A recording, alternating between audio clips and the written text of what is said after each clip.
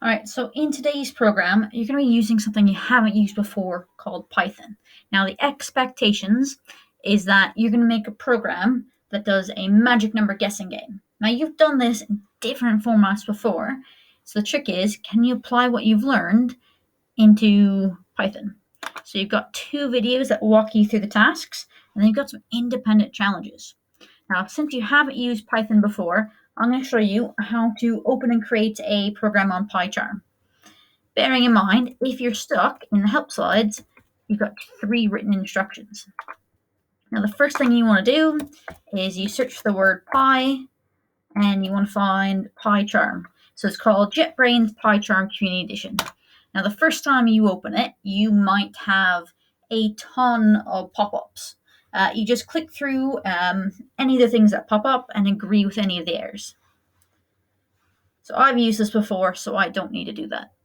What you need to do, though, is you go to File, once you've clicked through everything that pops up, and you go File, New Project, and you give it a name. So, for example, this would be First Project.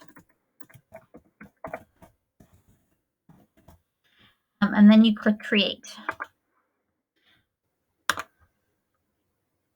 Now, from here, we still don't have anything that we can actually write our code on. So if you right-click on it, and you go New, you got to make sure that you're adding a new Python file. If you're not adding a new Python file, you won't be able to actually run your code.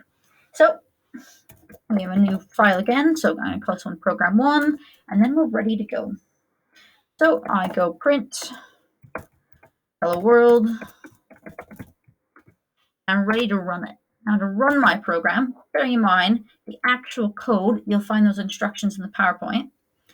But to actually run it, you right-click on it, and you click Run Program 1.